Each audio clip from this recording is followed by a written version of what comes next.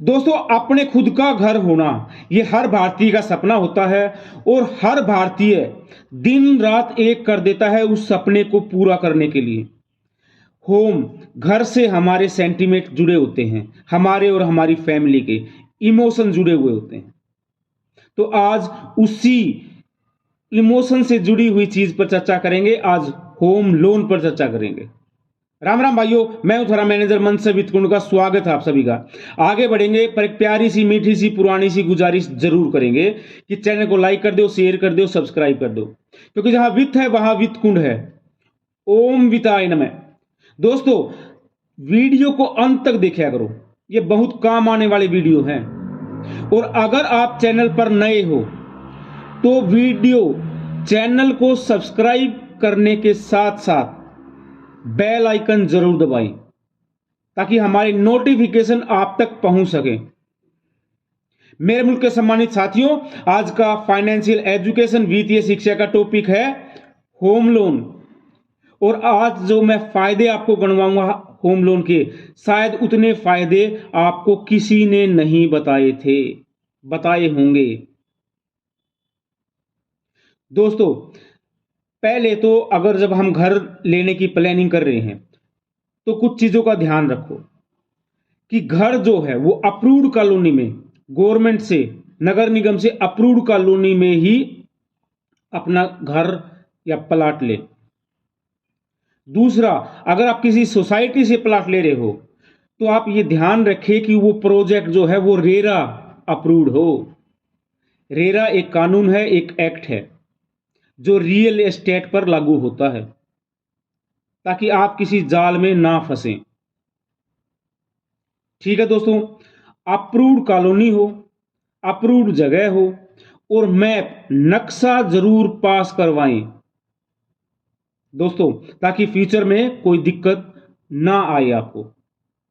और जिससे भी आप मकान खरीद रहे हो अगर, तो उससे अपनी घर से संबंधित, प्लाट से संबंधित जो चेन ऑफ डॉक्यूमेंट है वो जरूर लें।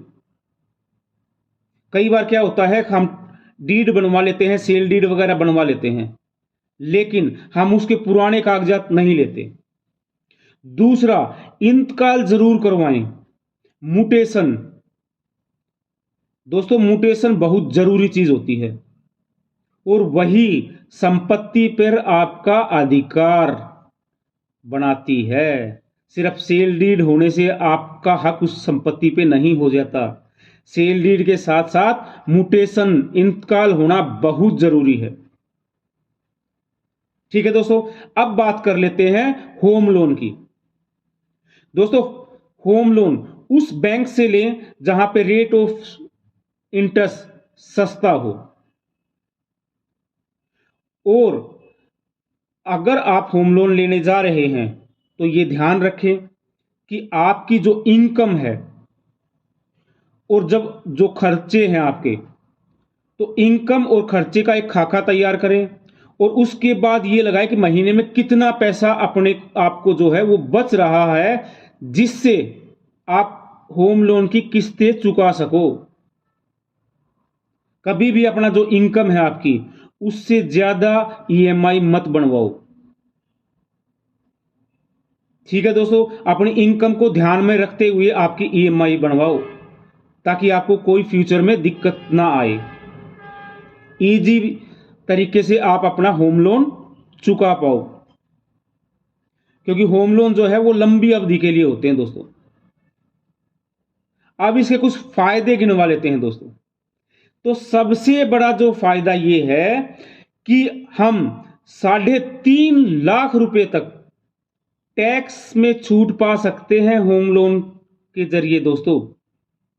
80C के तहत 1.5 लाख और 24B के तहत 2 लाख रुपए तक की बचत, टैक्स बचत हम कर सकते हैं होम लोन लेने से दोस्तों। अदरवाइज आपको टैक्स लगेगा।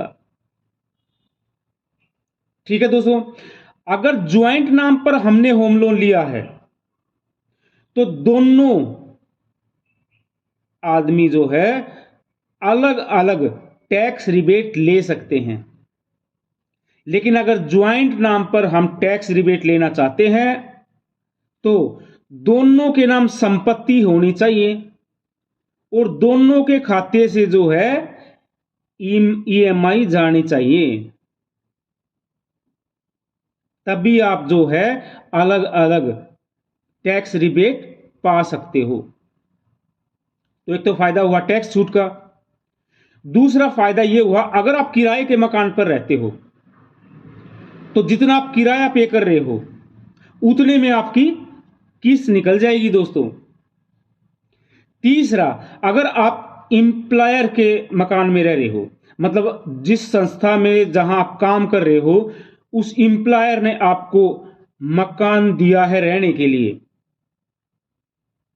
या आप जो रेंट पे कर रहे हो वो अगर संस्था आपको पे कर रही है तो आपको एचआरए नहीं मिलता दोस्तों। अगर अपना खुद का घर है तो आप एचआरए भी ले सकते हो। ठीक है दोस्तों। और आपने जो मकान बनाया है उसमें कुछ पोर्शन जो है आप रेंट पे देते हो, तो वहां से भी आपकी इनकम शुरू हो जाती है दोस्तों।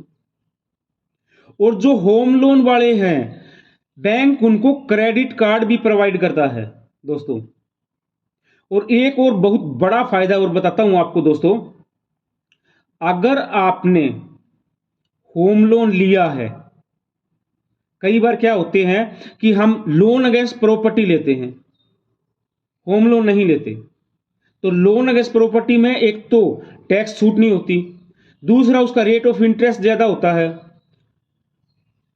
तो दोस्तों अगर हम मकान का लोन लेते हैं तो बहुत सारे बैंक जो हैं उसके अगेंस्ट आपको ओवरड्राफ्ट भी देते हैं, एक लिमिट सैंक्शन करके भी दे देते हैं जो आप अपने पर्सनल खर्चों के लिए यूज कर सकते हो।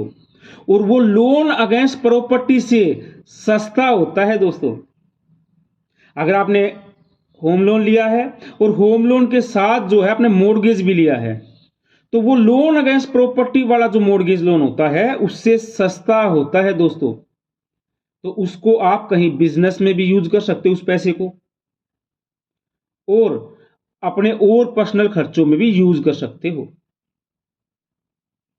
क्रेडिट कार्ड मिलता है होम लोन वाले को, जिस क्रेडिट कार्ड में 50 दिन का हमारी एक लिमिट होती है जो हम 50 दिन तक फ्री में यूज कर सकते हैं उस लिमिट को दोस्तों। और दोस्तों जब आप होम लोन लेते हो तो बैंक आपका बीमा भी करवाता है, और भगवान ना करे कोई मिस हैपनिंग हो जाती है तो आपके पास बीमा भी होता है। वैसे जर्नली हम जब अपने खुद के पैसों से मकान बनाते हैं तो हम बीमा ज्यादातर नहीं लेते हैं। तो ये भी दोस्तों इसका एक बेनिफिट है होम लोन का, खुद का घर हो जाता है। और अगर आपने कम उम्र में होम लोन लिया है तो इसकी किस्तें बहुत लंबी, 30 साल तक जो है बैंक आपको होम लोन प्रोवाइड करवा देते हैं। तो आपकी जवानी जवानी में ही आप अपना घर बना लेते हो और इजी से अपनी जो ईएमआई आप पे कर पाओगे दोस्तों। ठीक है दोस्तों। तो ये लंबी अवधि का लोन होता है। दूसरा, बहुत सारे बैंक जो है इसमें मोराटोरियम देते हैं और वो 48 मंथ तक का भी होता है, 48 महीनों का, 4 साल तक। मतलब उस मोराटोरियम के दौरान आपको किस्तें नहीं भरनी है, सिर्फ ब्याज ब्याज भरना है। और होम लोन का जो इंटरेस्ट है वो दूसरे लोनों से सस्ता होता है दोस्तों। तो ये काफी सारे जो फायदे हैं होम लोन लेने के। बैंक जो है 75 से 90% तक होम लोन कर देता है। और प्रधानमंत्री आवास योजना, ये बड़ी बहुत अच्छी स्कीम थी, शायद ये 31 मार्च को खत्म हो चुकी है, 22 को। लेकिन इसमें 2.5-3 लाख रुपए की सब्सिडी भी मिल जाती थी दोस्तों घर बनाने पर।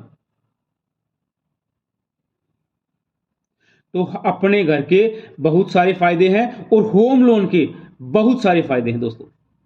लेकिन एक उम्र में हमें ये ले लेना चाहिए होम लोन। ज्यादा उम्र में जब लेंगे, जब हमारी उम्र 50 से क्रॉस कर जाएगी, तब जो है वो भार हमारे पर अतिरिक्त हो जाता है। तो दोस्तों बहुत सारे फायदे हैं होम लोन के। आशा है ये वीडियो आपको पसंद आया होगा। पसंद आया होगा तो चैनल को लाइक कर दो, शेयर कर दो, सब्सक्राइब कर दो। राम राम भाइयों।